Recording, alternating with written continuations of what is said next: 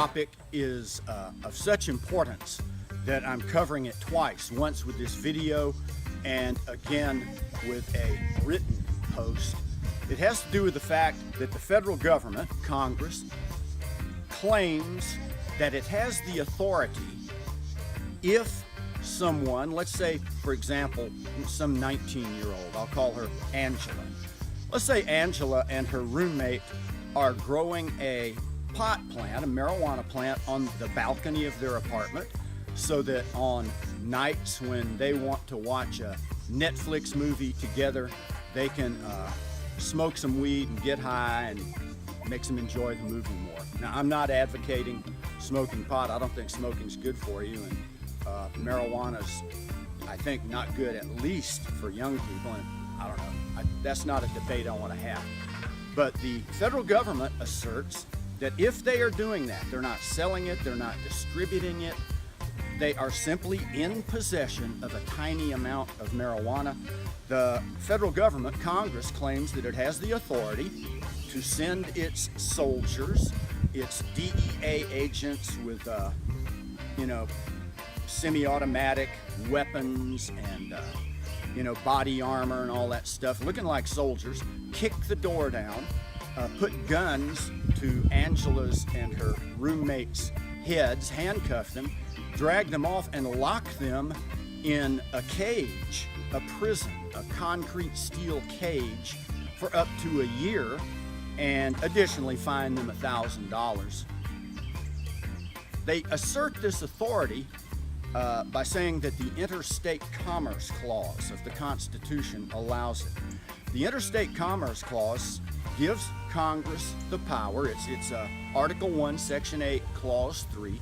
It gives Congress the power explicitly to regulate commerce with foreign nations, to regulate commerce between states, it says among the states, and with Indian tribes. And they say, therefore, they have the authority to kick Angela's door down and lock her in a cage. And if she and her roommate should resist this kidnapping, because it's completely illegal, it's completely unconstitutional, it is kidnapping.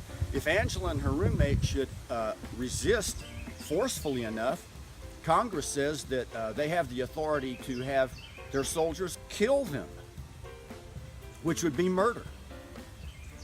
This is important because a lot of the unconstitutional things that Congress and other branches of the federal government do are bad and inconvenient, but not of this nature.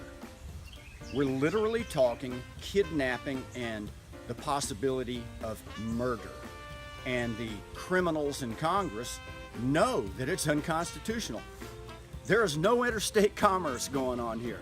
I don't care how you bend it, stretch it. If someone's growing a marijuana plant on their balcony and it never leaves their apartment, that's not interstate commerce. Anyway, I've kind of rambled in this video, but this fact, and it's not about marijuana, it's not that I'm concerned about marijuana specifically, it's the outrageous conduct of the United States Congress in claiming that it has this power. This, if nothing else, justifies revolution. This one simple fact does. We cannot allow a government that claims that it has the power to kidnap and murder people if it wants to. And it is said by people in government that, well, don't worry about it because we don't do it very often. It doesn't happen very often. We don't do that very much to, people in possession of a small quantity of pot. I don't care if it never happens. The fact that they assert that they have the authority to do it is egregious and unacceptable criminality that requires that we overthrow this evil government. You think about it, if it were your child that it happened to, you would be in a rage. I think. I know I would. and it would make me want to, well, never mind. I don't want the Secret Service coming to my door. All right, I know this was a little disjointed. I didn't intend that pun, I promise. Anyway, you've listened patiently, and I appreciate it very much. It's a beautiful day in Bell Buckle, Tennessee, and let us be optimistic. We are going to overthrow this evil government and institute the kind of proper citizen self-governance we are intended to have. Thank you.